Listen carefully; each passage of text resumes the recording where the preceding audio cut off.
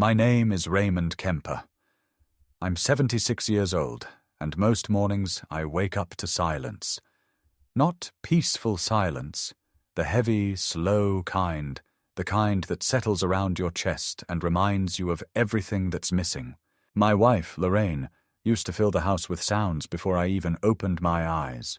She would hum to herself while preparing breakfast, sometimes listening to the local news on that ancient radio she refused to replace, and every now and then I'd hear the low bark of laughter when something particularly absurd came on.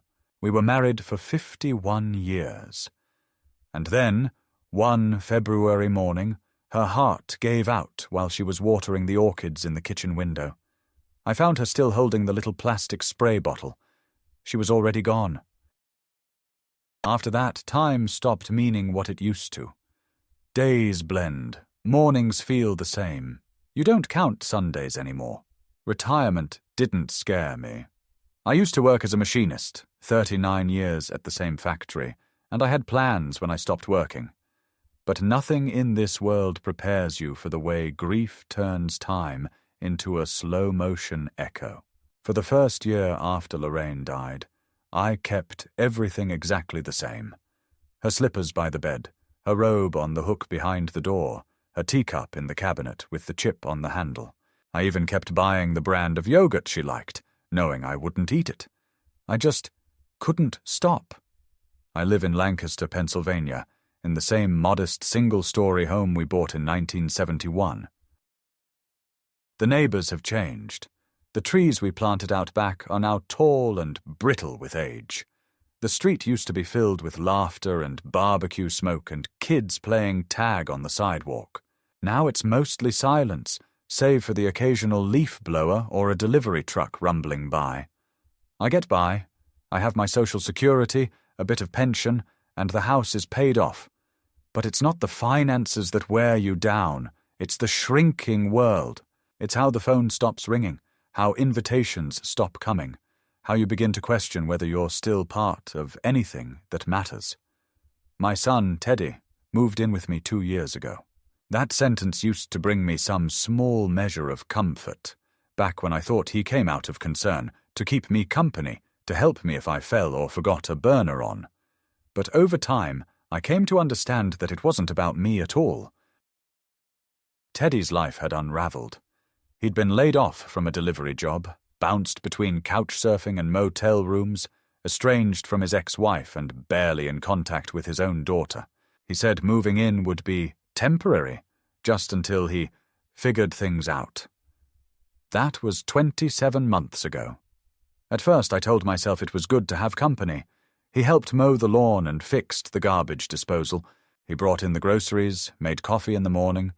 We even watched old baseball games together. But little by little, the routine changed. Teddy stopped going outside. The lawn grew ragged. He took over the basement and turned it into his lair. A mattress on the floor, a glowing computer monitor, half-eaten takeout containers stacked like sandbags along the walls. He slept all day, prowled the house at night, smoked weed in the garage even though I told him I didn't want the smell inside. He dismissed it with a wave. Relax, Pop. It's legal now. He didn't pay rent, didn't buy food. Every time I brought it up, he'd get defensive. You want me to go out there and flip burgers? At my age? He's 43. But in many ways, he feels much younger, not in spirit, but in irresponsibility. The worst part wasn't his laziness. It was the way he began to talk to me. Like I was a burden. Like I was the one freeloading in my own home. You don't need all these rooms, he'd say, walking through the hallway like a landlord inspecting his own property. You should consider downsizing. Get a condo in one of those assisted living places. They got bingo, nurses, meals. You'd love it. I told myself he was just frustrated, that he was going through a rough patch. But deep down, I knew. This wasn't temporary.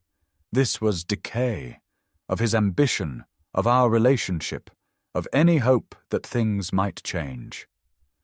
There were nights I sat in my recliner and stared at the blank television, trying to remember the last real conversation we had. Not about bills or groceries or him asking for money. A real conversation, where I saw my son as I once knew him. A curious, bright-eyed boy who loved trains and used to call me his hero. I couldn't remember. Physically, I'm not what I used to be. I take 7 different prescriptions every day, 2 for blood pressure, 1 for cholesterol, 2 for type 2 diabetes, and 1 mild antidepressant my doctor suggested after Lorraine died.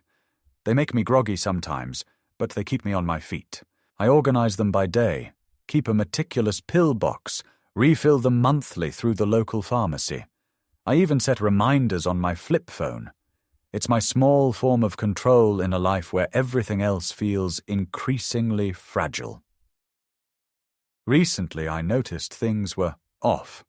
I went to take my morning meds, and one of the compartments was empty, earlier than it should have been. At first, I chalked it up to absent-mindedness. I double-checked my pill schedule, recounted the tablets, but it happened again the next week. And then again. I began to keep a small ledger, writing down every pill I took and when. And still I was running short. It wasn't much at first. A missing metformin here, a few lisinopril tablets there. But the pattern was clear. I asked Teddy about it one evening. We were in the kitchen. He was finishing off the last of my peanut butter and had his headphones on, one ear dangling. I told him I thought someone was tampering with my medications. His face didn't even flicker. He shrugged and said, "You probably forgot. You're getting older, Pop. That's what happens." And then he left the room, muttering something about paranoia. But I wasn't paranoid.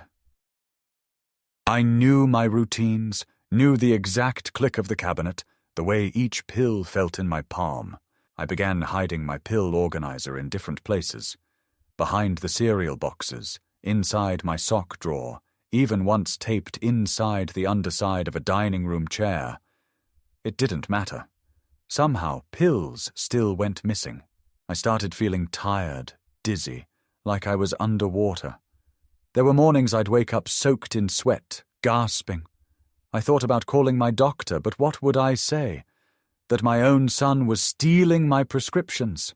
And then, a week ago, my neighbor Sheila, a sharp widow in her early 60s who walks a dog past my house every morning, casually mentioned she'd seen Teddy conducting business in the driveway with some stranger. She said it jokingly, smiling, but something about it lodged in my chest like a nail. I thanked her and pretended to laugh it off, but when I got back inside, my hands were shaking. That night, I waited until Teddy had gone down to the basement. I walked into the garage and turned on the light. Hidden under an old tarp in the corner were a few padded envelopes, the kind the pharmacy uses when delivering medications by mail. One was half torn open. Inside was a bottle of my blood pressure meds. My name scratched out with black marker. It was like being punched in the gut. My son, my only child, wasn't just taking my medicine, he was selling it. And I think that's when something inside me finally cracked. The morning it all changed was a quiet one, like most. I had slept poorly. There was a strange pounding in my temples all night, the kind of pressure that made it feel like something inside me was slowly trying to burst out. When I finally got up, the light in the kitchen felt too sharp. I moved slowly, my body heavy, and reached for the orange pill box that I always kept tucked behind the cereal. It wasn't there. Not in the pantry, not in the cabinet, not in the sock drawer. I searched all the usual places, even the absurd ones, inside the sugar container, under the mattress, behind the washer, with a growing sense of panic. I could feel my heartbeat rising, but not in the healthy, excited way. This was different, erratic, loud in my ears, like it was knocking from the inside. I finally found the pill box in the linen closet, stuffed between folded towels. That wasn't where I'd left it. I knew that with absolute certainty. and when I opened it, it was nearly empty. Entire days of pills were missing. Not just one compartment, 4 or 5 in a row, gone. I sat on the edge of the bed, box in hand, and tried to steady my breathing. I was supposed to have enough medication to last until Friday. It was Tuesday. I couldn't go without, not for 3 days. Not at my age, not with my conditions. I'd made that mistake once before, shortly after Lorraine died, when I forgot to reorder and thought I could stretch a few pills out. That ended with me in an ambulance, vomiting in a plastic bag, while some EMT checked my pulse and asked if I lived alone. I couldn't let that happen again. I picked up the phone and called the pharmacy. A recorded voice greeted me, followed by the familiar hold music, that tinny version of Claire de Lune they always played. When I finally got a human voice, I explained the situation, that I'd misplaced some medication and needed an emergency refill. "I'm sorry, Mr. Kemper," the pharmacist said, her tone polite but firm. "Your insurance only allows 1 fill per 30 days. The system won't let me override that. You'll need to speak with your doctor for an emergency override." My doctor, of course, wasn't available. He was on vacation, the receptionist told me cheerfully, and the covering physician didn't feel comfortable approving an early refill without a medical consultation. I hung up the phone feeling like a sinkhole had opened beneath me. The system was airtight. The rules were made for safety, they said, to prevent abuse, to prevent hoarding, to prevent theft. But no one thought about someone like me, a man whose only error was trusting his own son. I spent the next hours drifting between rooms, my body sluggish, my thoughts jumbled. I drank water, tried to rest, even considered going to the ER, but the shame stopped me. What would I say? That my son had stolen my pills, and now I was spiraling toward another crisis? I could already picture the nurse's face, the pity, the professional detachment, the quiet note in the system labeling me Elderly Unstable Support Network. By mid-afternoon, the headache had become a roar. My joints ached, my vision blurred slightly. I leaned on the furniture as I moved, keeping one hand on the wall at all times. I tried calling Teddy. His phone went straight to voicemail. I texted, "We need to talk. Urgent." No reply. I went down to the basement, knocked once, then pushed the door open. It smelled like sweat and spoiled takeout. His computer screen glowed in the dark, a chat window open, columns of listings, usernames, order confirmations. I didn't understand all of it, but I saw enough. One tab had the name of one of my prescriptions, a specific dosage, even the bottle count. I stared at it, then at the stack of shipping envelopes in the corner. Teddy was asleep, earbuds still in, a half-empty beer can resting on his chest. I didn't wake him. I stood there trembling, the scene fixing itself in my mind. This wasn't speculation anymore. It was fact. My son was selling my medication, my blood pressure pills, my insulin, the pills I needed to stay alive. He was trading them for cash or cryptocurrency or whatever pathetic form of currency people used on these dark platforms. And what killed me, what absolutely hollowed me out, was that he didn't even care enough to hide it properly. It wasn't shameful to him. It was just business. I went upstairs, called Sheila, my neighbor. I asked if she could drive me to the clinic. I didn't trust myself behind the wheel. The dizziness was worsening. Sheila came within 10 minutes, her little terrier yapping at my side while she helped me into the passenger seat. She didn't ask questions, just gave me that knowing glance, the kind women give when they suspect something's off and are just waiting for confirmation. At the clinic, I was taken in immediately. The nurse took one look at me and called in the attending. My blood pressure was 198/105, dangerously high. I was nauseated, sweating through my shirt. They gave me medication through an IV, ran tests, asked me all the questions. I didn't tell them everything, just enough. I said I had missed doses, that I lived with a relative, that I'd lost track. The doctor, a kind woman in her 40s, looked at me with concern but didn't press. They kept me for observation. I stayed overnight, hooked to machines, listening to the rhythmic beeps like a metronome for all the things I'd done wrong. I thought about Lorraine, how she would have handled this. She would have confronted Teddy the minute the first pill went missing. She wouldn't have let it get this far. But then again, he never would have dared with her around. He knew better. He always feared her quiet disappointment more than my temper. When I was released the next morning, the doctor handed me a printout, a new prescription, a recommendation to see a specialist, a warning about elevated glucose levels, and a kind note about counseling services for seniors experiencing familial stress. I folded it into my jacket pocket and walked out into the grey morning. Sheila was waiting for me. I asked her to take me to the police station. Inside, the fluorescent lights buzzed faintly, and the front desk officer gave me that look. The tired, overworked expression of a man who's heard every variety of family betrayal. I explained, slowly, carefully, that I believed my son had been stealing and reselling my prescriptions, that I had proof, the envelopes, the computer. I offered to bring them in. He nodded, took notes, gave me a case number, said a detective would follow up, but I saw it in his eyes. Resignation. He'd seen it before. Sons stealing from fathers, daughters emptying bank accounts, grandkids forging signatures. He wasn't surprised, just tired, and somehow that hurt even more than outrage would have. When I got home, Teddy was still asleep. I didn't say a word. I went to the bathroom, closed the door, and sat on the closed toilet lid with my head in my hands. Something had changed.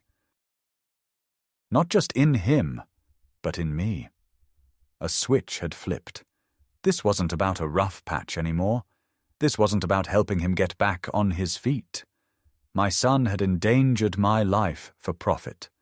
That was a truth I could no longer ignore, and the question I now faced wasn't what I would do about him. It was whether I would ever be able to forgive myself for letting it happen. When I got back from the police station that day, a cold stillness seemed to settle over the house. It wasn't the usual quiet of an aging man's routine. No, this was heavier, almost sentient, like the walls themselves had absorbed the truth I'd spoken aloud for the first time. I didn't even take off my coat. I walked straight into the kitchen and opened every cabinet, one by one, methodically. I went through the pantry, under the sink, behind the freezer drawers. I found empty prescription bottles shoved in a grocery bag under the recycling bin. My name still faintly visible through the black marker. Some were completely stripped of labels, others still had the pharmacy's warning stickers partially peeled. My hand trembled as I counted the bottles, 8 at least. Not all from this month. Some were from earlier, even ones I thought I had taken, doses I had assumed I had used. The full scale of it began to form in my mind like a bruise rising to the surface. Teddy came upstairs that evening, rubbing sleep from his eyes, his hair a mess of curls and sweat. He was wearing one of my old sweatshirts, stretched out, stained, sleeves cut at the wrists.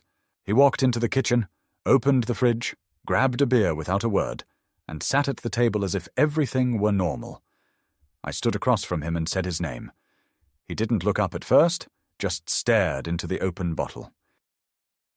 "I need to talk to you," I said again.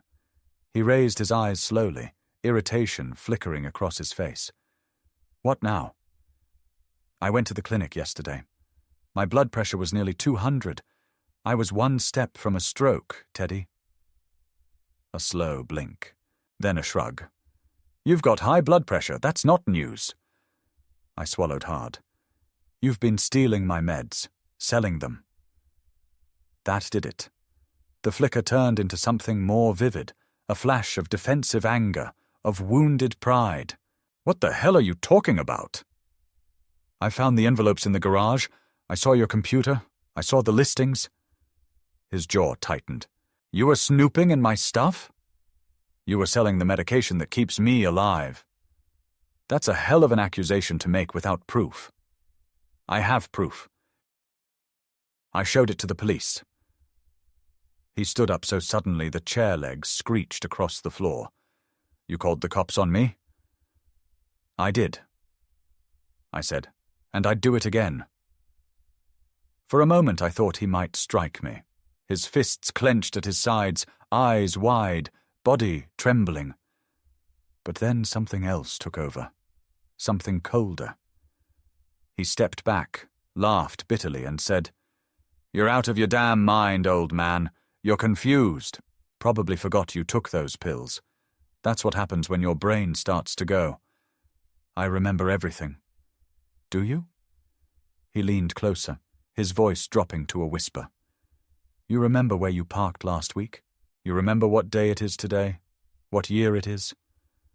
"I'm not senile, Teddy." "No," he said slowly, cruelly. "You're just paranoid." He turned and walked out of the kitchen, stomping down the stairs to the basement. I stood there for a long time after he left, breathing hard, feeling my ribs tremble with each shallow breath. I wanted to scream, to throw something, but all I could do was lean on the counter and let the silence wrap itself around me again. The next morning, the tension still hadn't lifted. I woke up groggy, unsteady, with a metallic taste in my mouth. I took what little medication I had left, carefully rationing the doses, and tried to act as though the walls hadn't just collapsed. Teddy didn't come upstairs that day. I didn't hear the creak of his footsteps, the flick of the microwave, the slam of the back door. But I knew he was still there. His car was parked out front. The Wi-Fi router blinked steadily, and I could hear faint bass beats echoing from below in the quiet moments between my thoughts. That afternoon, the doorbell rang. I wasn't expecting anyone, and when I opened it, there stood a tall, heavy-set man in a navy polo shirt, clipboard in hand. "Raymond Kemper." "Yes?" "Hear about the equipment order," he said, without looking up. "Blood glucose meters.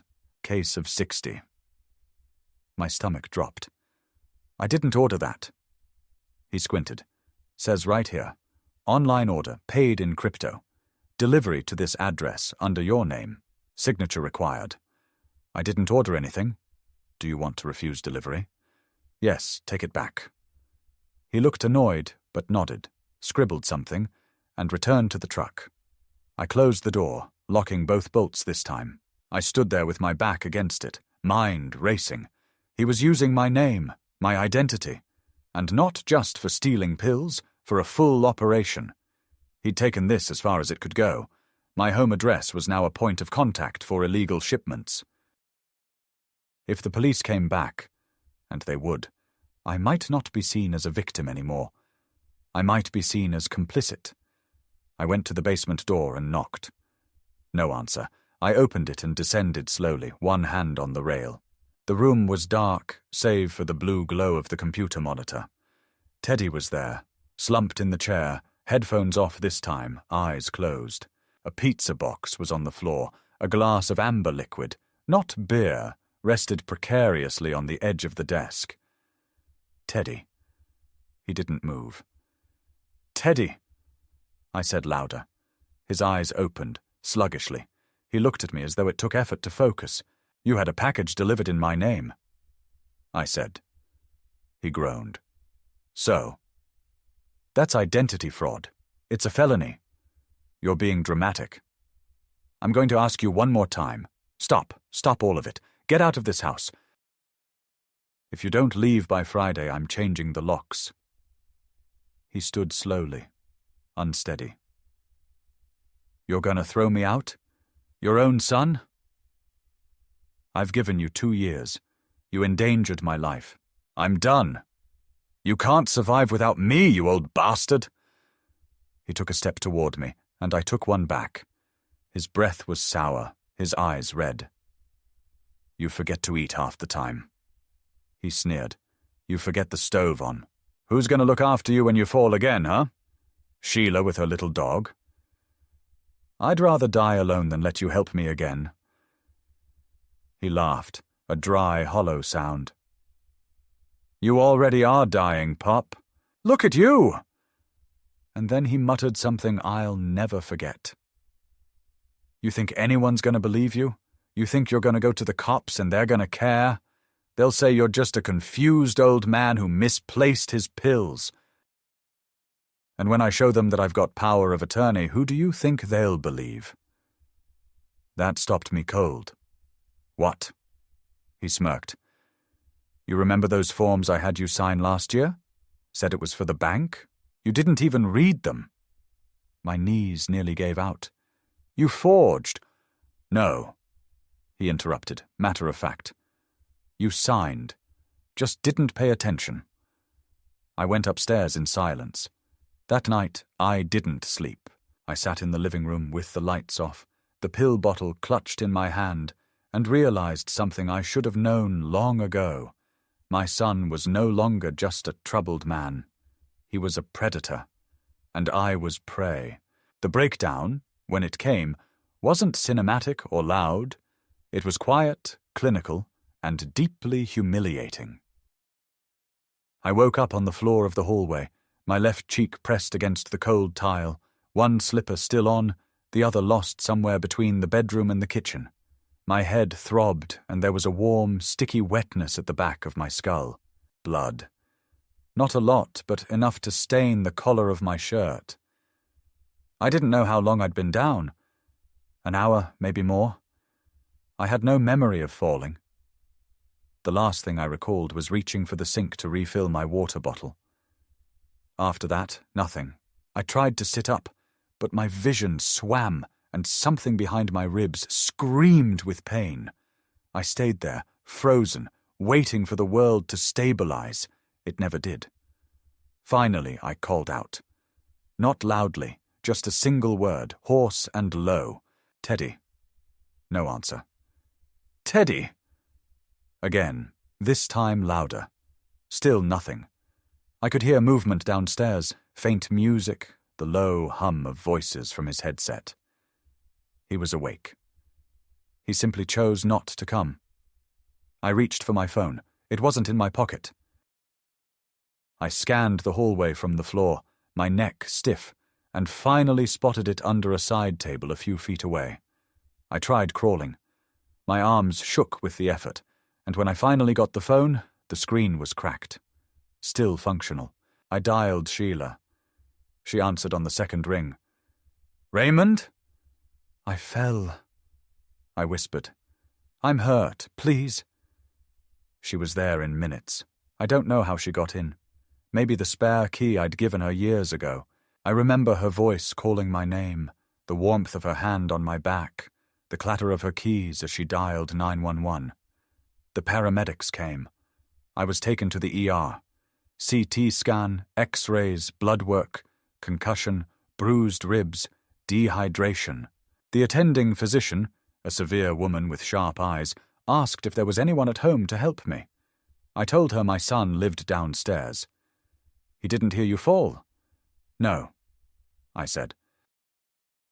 "He was busy." She looked at me for a long moment, then made a note in my chart. That night, I lay in a hospital bed under sterile light, listening to the beeping machines and the rhythmic shuffle of nurses' feet in the hallway. I thought about Lorraine, how she used to hover when I was ill, her worry manifesting in folded laundry and bowls of broth.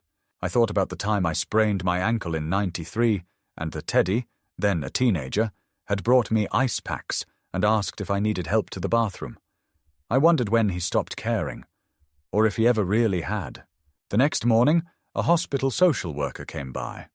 Her name was Elena, and she was gentle in the way trained professionals are, warm enough to seem sincere, but distant enough to avoid absorbing your pain. She asked questions. Did I feel safe at home? Did I have access to my medication? Was anyone helping me manage finances? I hesitated. Then, for the first time, I told the full truth. About the pills, the stolen prescriptions, the forged documents, the fall. She listened without interruption, took notes, and asked if I would consent to a wellness investigation. I nodded. She left the room, promising someone would follow up. Later that day, a man from Adult Protective Services came by.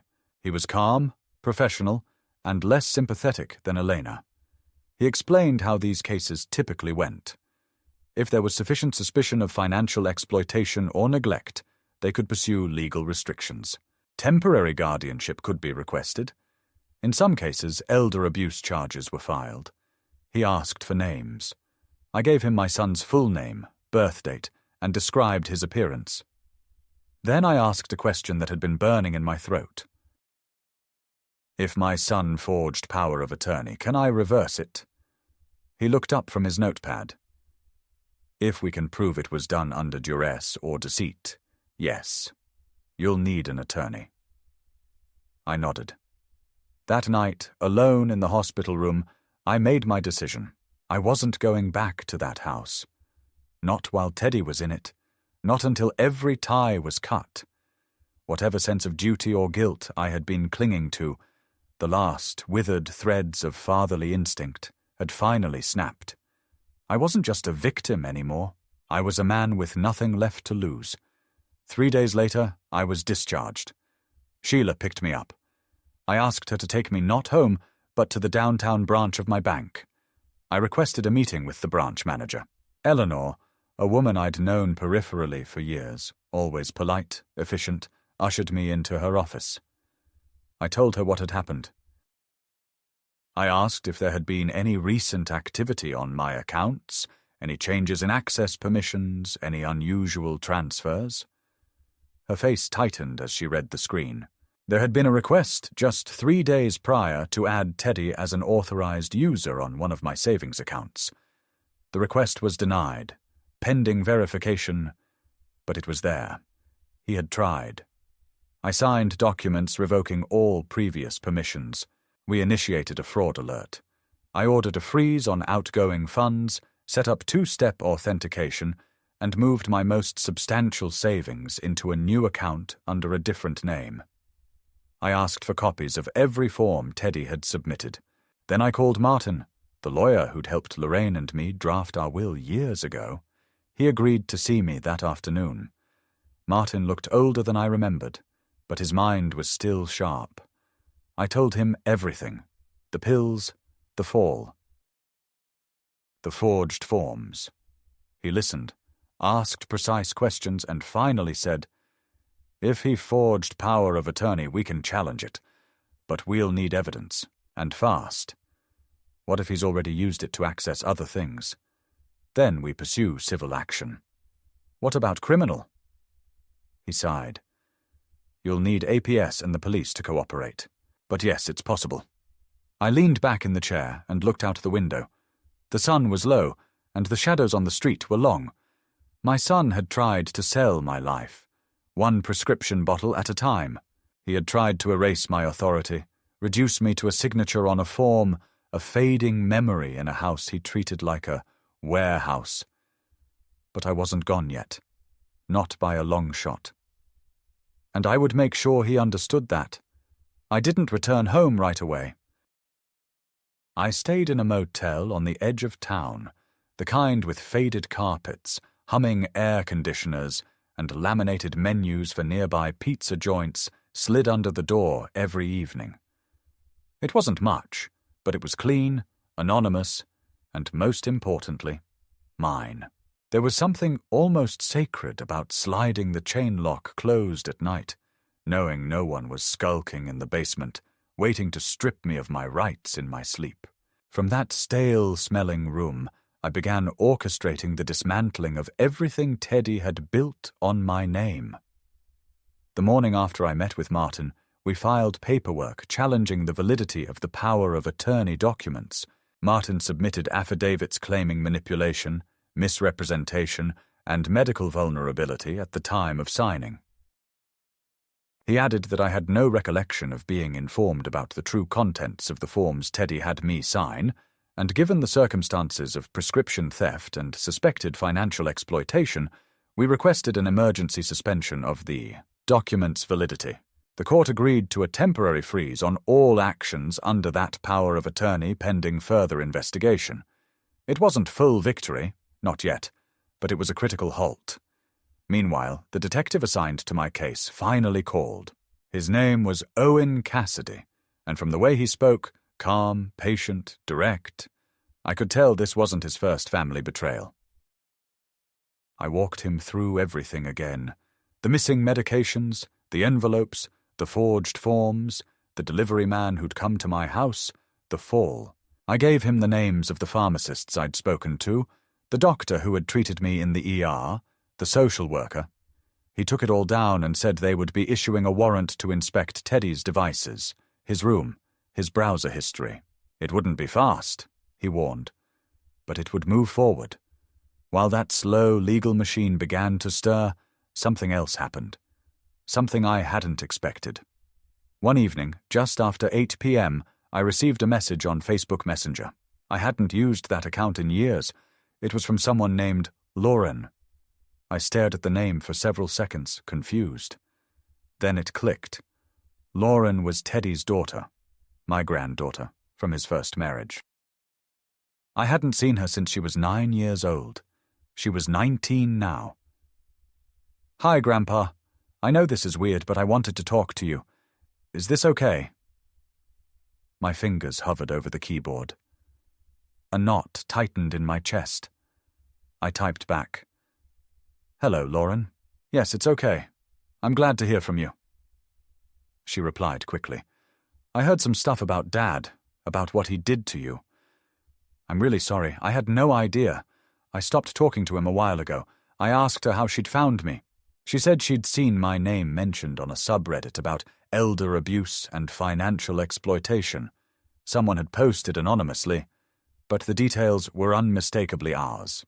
A friend of hers who studied social work had shared it with her, thinking it might be her family. She was right.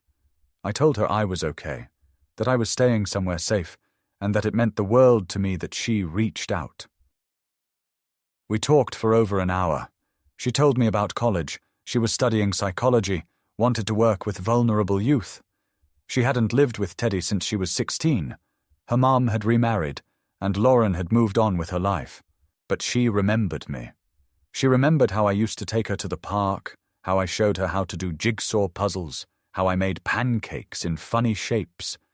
She said I was the only one who ever felt like a real grown-up in her life.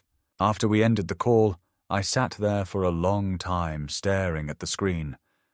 My son had tried to erase me, had tried to reduce me to a shell, but the memory of who I had been, of what I had given, it lived on. In her. That was the first good thing that had happened in months. But the war wasn't over. 1 week after the freeze on the power of attorney was enacted, Martin called me with news. Teddy had attempted to empty one of the joint accounts, one I had completely forgotten about. It was an old account Lorraine and I had opened decades ago for college savings. I hadn't touched it in years. Teddy had apparently rediscovered it and submitted withdrawal forms claiming I was incapacitated. But thanks to the alert on my records, the request had been denied and flagged. I was livid.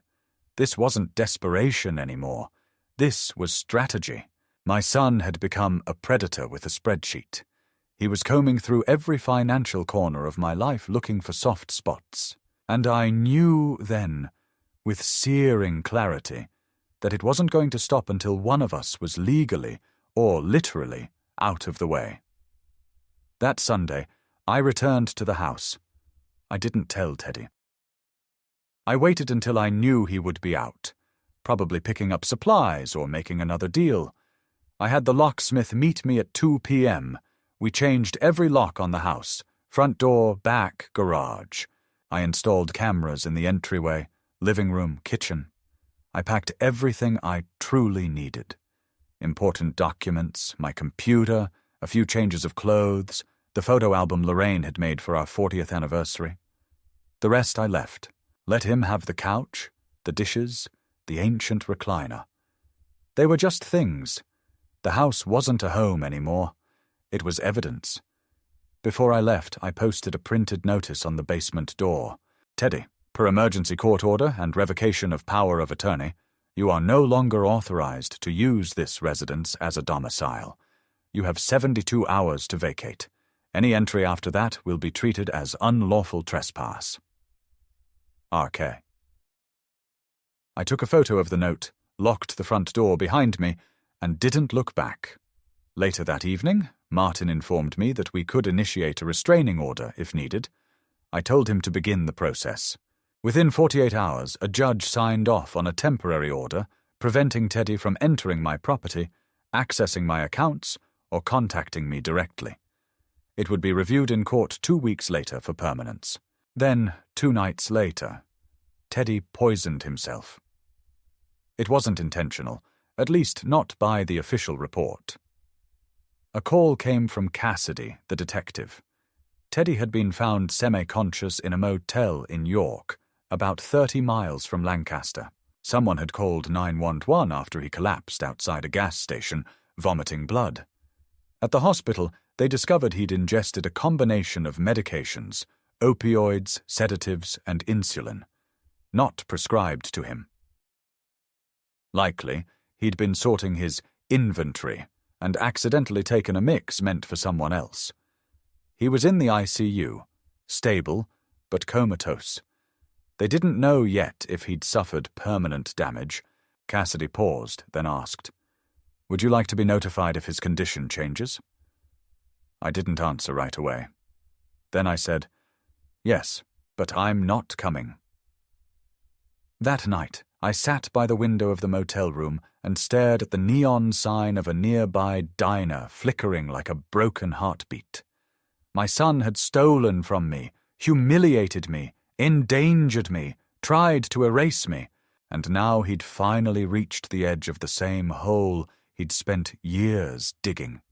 There was no victory in it, no satisfaction, only a terrible hollow ache where love used to be.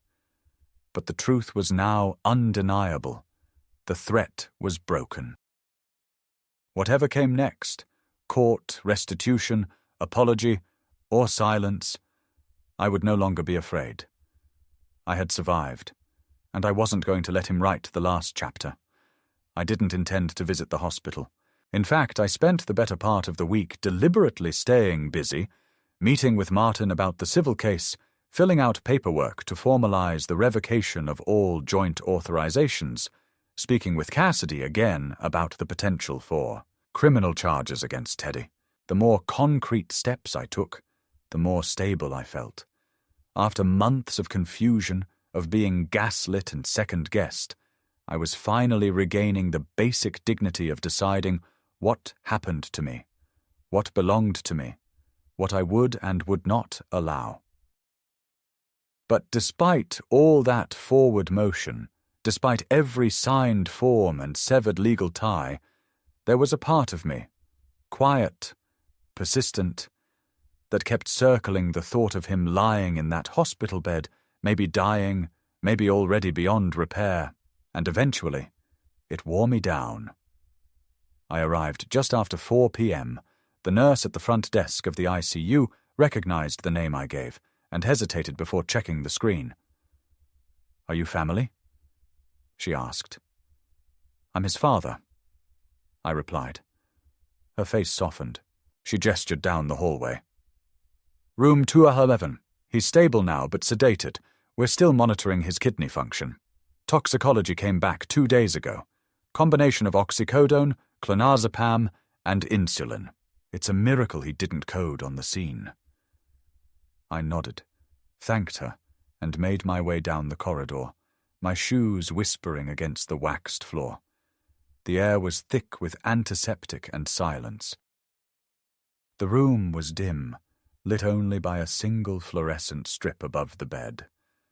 Teddy lay motionless, tubes in both arms, his skin sallow and waxy, the kind of color I'd only ever seen in Lorraine the last 24 hours of her life. His mouth hung slightly open, and he looked, for the first time since he was a boy, vulnerable. I stepped into the room, closed the door behind me, and sat in the vinyl chair near the foot of the bed. There were no flowers, no cards, no visitors. I was the only person who had come, and I had no idea why. I studied his face.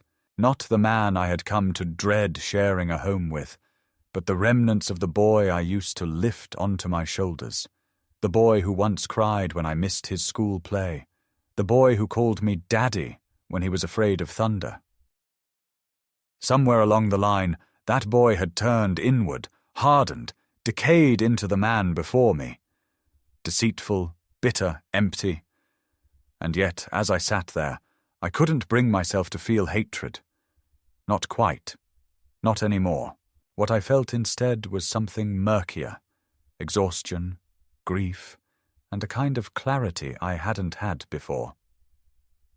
I spoke, though I didn't know if he could hear me. You almost killed yourself, you know. Not just me. Not just through what you did to me. But this stupid, reckless desperation you called survival. His eyelids didn't twitch. Machines beeped softly. I went on. You used to ask me when you were little what happens after people die. I told you what my father told me, that people live in the memories of the ones who love them, that as long as someone remembers your voice, your laugh, your way of walking, you're not really gone. But I lied. People can be erased, not just by death. By choice, by cruelty, by selfishness so loud it drowns out everything else they ever were. I paused, my mouth dry. You tried to erase me, with every stolen pill, every forged paper, every time you called me forgetful or paranoid, you tried to bury who I was. I let it happen. For a while, because I thought that was what fathers did. But I'm not that man anymore, and you don't get to define me. Not now. Not ever again. I stood and walked to the edge of the bed. When you wake up, if you wake up, you'll be in a different world. No house, no access, no more hiding behind my name. Whatever you do next, wherever you end up, it'll be without me. Because the only thing I can offer you now is absence, and the only thing I owe myself is peace. I didn't cry. I thought I might. But I felt oddly light, as if some heavy and rusted hook had finally dislodged itself from my chest. I reached out once, just once, and touched his forehead. It was warm. Alive. I turned and left without looking back. Outside the hospital, the sky had shifted. The sun was going down behind a veil of clouds, and the wind carried the scent of early rain. I walked slowly to the bus stop, not because I was tired, but because there was no reason to rush anymore. The war was over. He'd lost. And I had walked away intact, scarred, older, lonelier, but whole. When I returned to the motel, there was a message from Martin waiting. The court had approved permanent revocation of the power of attorney. Teddy's attempt to declare me legally incapacitated had been formally rejected after the results of the independent psychiatric evaluation came in, solid, unequivocal, and damning for his case. Cassidy had also moved the investigation forward. There would likely be charges: distribution of prescription drugs, identity fraud, elder abuse. Whether or not they would pursue them while Teddy lay recovering was another matter, but the wheels had turned. A day later, I received a certified letter at the motel. It was from the hospital's patient advocate, a copy of a request Teddy had filed before falling unconscious, asking to have me barred from visiting him. He'd submitted it the day after the police contacted him for the first time. A preemptive strike, I supposed. The hospital didn't act on it, as it came into conflict with my listed emergency contact status. But still, reading it, seeing his signature, was a cold little slap of irony. I folded the paper, placed it in my folder marked legal, and filed it away with everything else. It no longer surprised me, and it didn't hurt.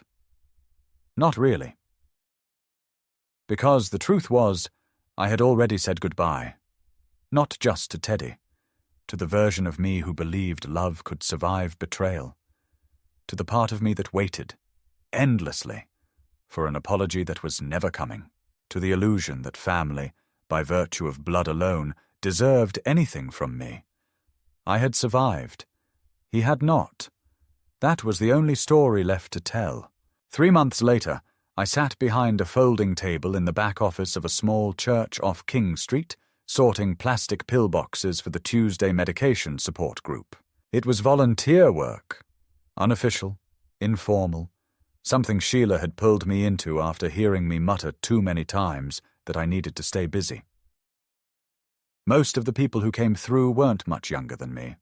Widows, veterans, retirees on fixed incomes, all of them juggling prescriptions, appointments, and the exhausting bureaucracy of surviving past 70 in a world that treats age like a malfunction. I didn't say much. I measured doses, checked expiration dates, made sure no one went home with the wrong statin or blood thinner. It was simple work, but it gave me something I hadn't felt in a long time. Use. My case with Teddy had settled quietly. The court affirmed the permanent restraining order. Charges had been filed, but were suspended due to his medical condition. He'd suffered partial kidney failure, now required dialysis 3 times a week, and was being transferred to a long-term care facility in Reading. No criminal conviction, but no more access to my name, my money, my home. He had become a patient number in someone else's system now. I had stopped checking for updates. I moved into a senior apartment complex just outside Lancaster.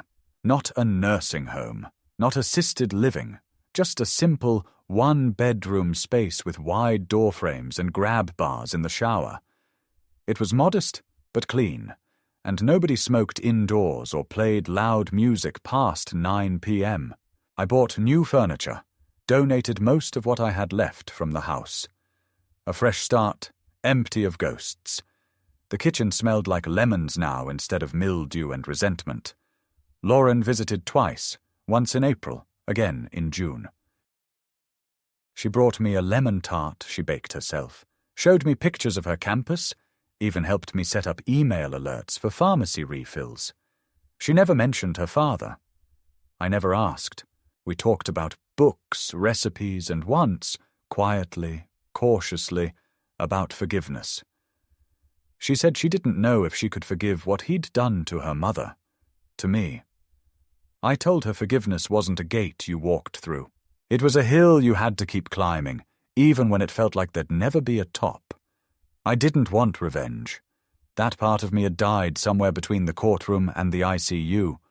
What I wanted now was something simpler. I wanted a quiet cup of coffee in the morning. I wanted to know that when I turned the key in my front door, no one was inside using my name like a password to access the black market. I wanted to feel like I mattered to someone who hadn't yet taken everything I had to give. One afternoon, as I sat in my armchair listening to an old jazz station on the radio Lorraine once loved, I realized something that stopped me cold. For the first time in over a year, I wasn't afraid to die. Not because I was ready, but because I was finally, quietly alive.